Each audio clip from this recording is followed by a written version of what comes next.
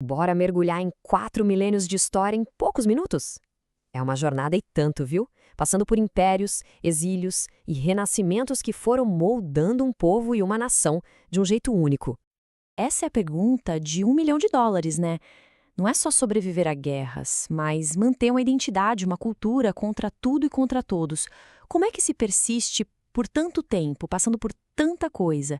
Essa é a história que a gente vai tentar desvendar hoje. Para a gente conseguir entender essa longa jornada, vale a pena olhar para um padrão que se repete: um ciclo de formação, depois um exílio e, em seguida, um retorno. Essa ideia de construir, perder tudo e reconstruir de novo é basicamente a chave para sacar como essa história toda se desenrolou. Então vamos começar pelo primeiro ciclo, lá nas origens. A gente vai ver a ascensão de um reino, a construção do seu centro espiritual e, no fim, a tragédia que deu início ao primeiro grande exílio. A nação primeiro se junta sob 3 reis bem famosos. Saul cria a monarquia. Davi transforma o reino num poder regional e dá a ele uma capital, Jerusalém. E Salomão, bom, ele consolida tudo isso com a construção do templo. Mas essa era de ouro, sabe, foi mais curta do que se imagina. Pois é, a unidade não durou. Depois que Salomão morreu, o reino se partiu em dois. E essa divisão, claro, enfraqueceu todo mundo, tornando os dois novos reinos alvos fáceis para os grandes impérios que estavam crescendo ali na vizinhança. E aqui acontece a primeira grande catástrofe. A destruição do templo não foi só uma derrota militar. Foi um trauma existencial. Sem terra, sem rei e sem seu centro espiritual, o povo teve que se reinventar, que encontrar um novo jeito de existir, lá no exílio. E assim, a roda da história gira e começa o segundo ciclo.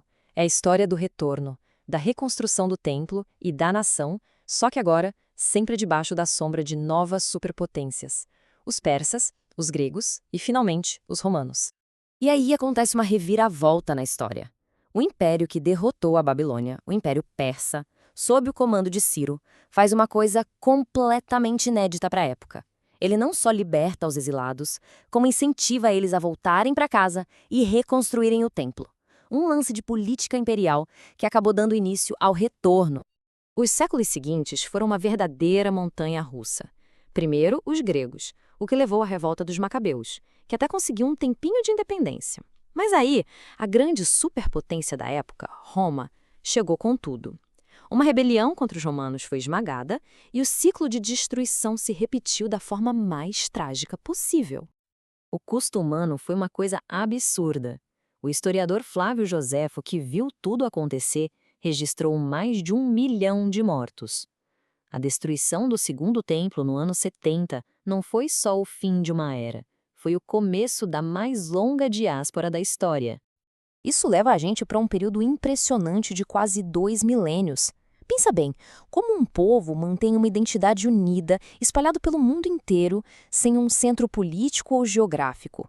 A resposta está num conjunto de ferramentas culturais e sociais muito poderosas. Esse kit de sobrevivência foi genial. A lei, a sinagoga, o foco na educação, tudo isso criou uma espécie de pátria portátil. As redes globais permitiram que as comunidades se ajudassem, mantendo a identidade viva através das gerações, não importava onde estivessem. E essa combinação de alfabetização e redes de contato acabou gerando um impacto econômico bem desproporcional. Como em muitos lugares na Europa eles não podiam ter terras, muitos se especializaram no comércio e em finanças, se tornando peças bem importantes na economia da época. Agora a gente dá um salto no tempo e chega no terceiro e último ciclo, o retorno à soberania já na era moderna. Um processo movido por novas ideias, perseguições antigas e uma catástrofe de uma escala que a gente nem consegue imaginar. Esse número, ele para tudo. O Holocausto foi uma fratura na história da humanidade.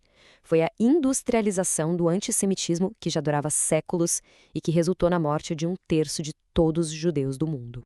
A dimensão do genocídio criou um senso de urgência que não existia antes. A ideia de ter um refúgio, um país, que era o projeto do movimento sionista, deixou de ser o sonho de poucos e virou uma necessidade de vida ou morte para o sobrevivente, ganhando um forte apoio internacional. Mas vale lembrar que a base do futuro Estado já estava sendo construída há décadas. Ondas de migração, as aliotes, trouxeram gente que fundou cidades, fazendas coletivas e as instituições que viriam a ser a espinha dorsal de Israel. E essa previsão do Theodor Herzl, considerado o pai do sionismo político, é de arrepiar. Ele disse isso em 1897. 50 anos depois, quase na mesma data, as Nações Unidas votaram pela criação do Estado. Impressionante. A votação na ONU foi o que deu a legitimidade internacional para o projeto. O mais curioso foi o apoio, ao mesmo tempo, de Estados Unidos e União Soviética, o que foi crucial. Só que a rejeição de toda a Liga Árabe já deixava bem claro que o conflito era praticamente inevitável. E o conflito veio no minuto seguinte. A declaração de independência foi seguida, horas depois, por uma invasão de vários exércitos. O nascimento do Estado moderno de Israel foi no campo de batalha, o que já estabeleceu um padrão de guerra e sobrevivência desde o primeiríssimo dia. Isso nos traz para os dias de hoje e ao paradoxo que define o Israel moderno. Uma nação que vive sob constante ameaça e, ao mesmo tempo, é um dos maiores centros de inovação e tecnologia do planeta. O lado inovador desse paradoxo a gente vê em tecnologias que mudaram o mundo. Da agricultura no deserto à cibersegurança, passando por aplicativos que usamos todo dia, o impacto é global. E muitas dessas invenções nasceram da necessidade, sabe? A pressão constante por segurança e a falta de recursos forçaram a criatividade.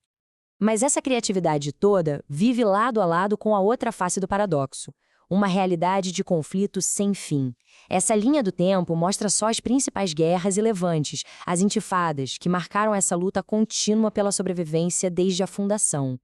E assim, essa longa história nos deixa com uma pergunta para o futuro. Será que a mesma resiliência que permitiu a sobrevivência por milênios e que hoje impulsiona a inovação, será que ela vai ser capaz de finalmente quebrar esse ciclo de conflito que marcou tanto a história antiga quanto a recente? É a pergunta que fica.